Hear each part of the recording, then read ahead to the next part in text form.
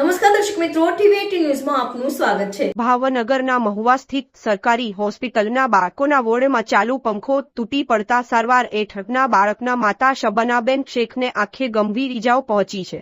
માત્ર 1 વર્ષ પહેલા રિનોવેશન થયેલા બિલ્ડિંગમાં આવી દુર્ઘટના સર્જાતા તંત્રની કામગીરીની પોલ ખુલી છે। સદભાગ્યે બાળક સુરક્ષિત છે, પરંતુ હોસ્પિટલની સુરક્ષા વ્યવસ્થા સામે લોકોમાં રોષ છે। મારું નામ છે શેખ જાકીર જમાલભાઈ। આજથી 2 દિવસ પહેલાં મેં મારા બાળકને અહીંયા દાખલ કરેલું હતું સરકારી હોસ્પિટલમાં। તો આજે 6 વાગ્યાના ગાળાએ ઉપરથી પંખો પડ્યો છે, અમારી ઘરવાળીને ગંભીર ઇજા પહોંચી છે।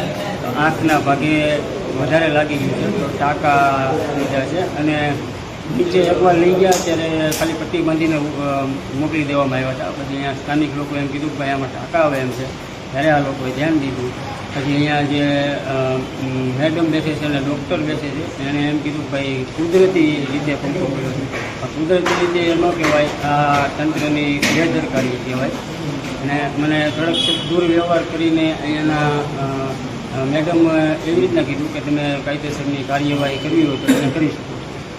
ને હવે અત્યારે મારી ઘરવાળીને દેખાતું નથી અને એ લોકો એમ કહે છે કે અહીંયા આંખનો ડૉક્ટર છે એ હાજરમાં નથી, કાલ સવારમાં આવશે। તો હવે એને આંખમાં દેખાતું નથી, તો એને કાંઈ થશે તો આમાં જવાબદારી કોની? આ હોસ્પિટલની અંદર બધી જગ્યાએ પંખા લગાડેલા છે, એ નાના નાના બાળકો આવે છે, અહીંયા એ લોકોને ચેક કરાવવું જોઈએ કે ભાઈ કાંઈ છે નહીં ને તૂટે એવું। તો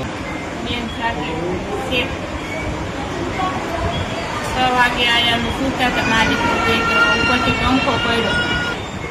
બરોબર, ક્યાં હોસ્પિટલમાં આવેલા છો તમે હાલ? સરકારી સરકારીમાં છોકરો મારો ખરાબ થઈ ગયો।